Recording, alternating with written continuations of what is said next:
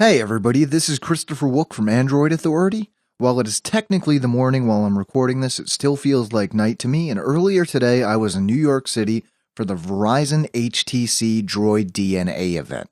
If you've been following us for a while, you've probably heard a thing or two about this phone before, even if you didn't know it. See, before it was known as the DROID DNA in the US, this phone was known as the HTC J Butterfly in Japan. According to a Qualcomm representative I spoke to today, the version we're getting here is basically exactly the same, only it's on the Verizon network and has a different name. To take a quick look at the specs, the HTC DROID DNA has a 5-inch IPS LCD display with 1080p resolution and a pixel density of 440 pixels per inch. It's powered by the latest and greatest Qualcomm S4 Snapdragon S4 Pro chipset with a quad-core processor clocked at 1.5 GHz. The DROID DNA features 2 gigs of RAM, 16 gigs of internal storage, and one thing that has quite a few people worried, a 2020 mAh battery. With all those pixels to power, we're curious to see what the battery life on this will be like during real-world use. Name another feature you'd like to see, and chances are pretty good that the DROID DNA has it. NFC, 4G LTE, wireless charging, Beats Audio, Gorilla Glass 2, Jelly Bean. There's an awful lot packed into this little guy.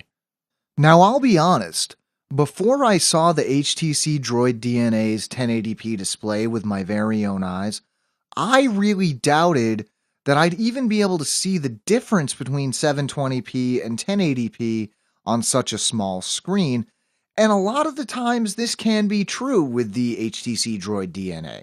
With certain sources, however, the screen is incredibly crisp and detailed, and just like that, I've really become a 1080p believer, especially moving into the future when we start to see more true 1080p sources become available.